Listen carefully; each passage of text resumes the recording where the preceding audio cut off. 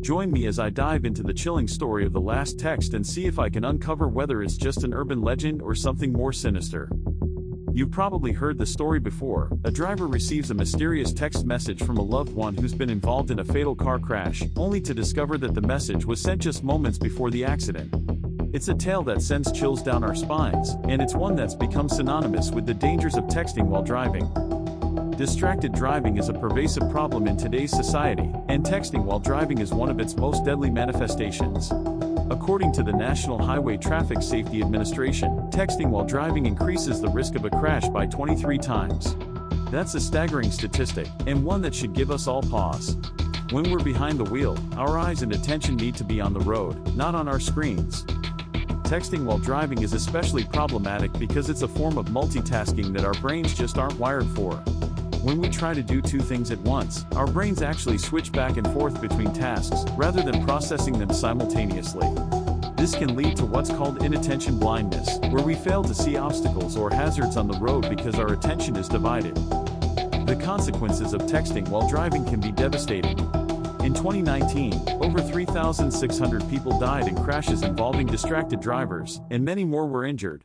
These aren't just statistics, they're real people, with families and loved ones who are left to pick up the pieces. One of the most tragic examples of the dangers of texting while driving is the story of Reggie Shaw, a young man who caused a fatal crash in 2006 while texting behind the wheel. Shaw's case was widely publicized, and it led to a wave of awareness campaigns about the dangers of distracted driving. But despite the efforts of advocates like Shaw, who now travels the country speaking about the risks of texting while driving, the problem persists. In 2013, a study published in the Journal of Adolescent Health found that 43% of high school students admitted to texting while driving. That's a staggering number, and one that suggests we still have a long way to go in terms of education and awareness. The fact is, texting while driving is a deadly habit that can have devastating consequences. One of the most compelling cases that illustrates the chilling reality of the last text is the story of a 22-year-old driver who was killed in a car crash just moments after sending a text message to her friend. The message read, "I'm going to die," a haunting reminder of the dangers of texting while driving. This story, and others like it, serve as a stark reminder of the risks we take when we get behind the wheel and start texting. The bottom line is that texting while driving is a dangerous and often deadly habit.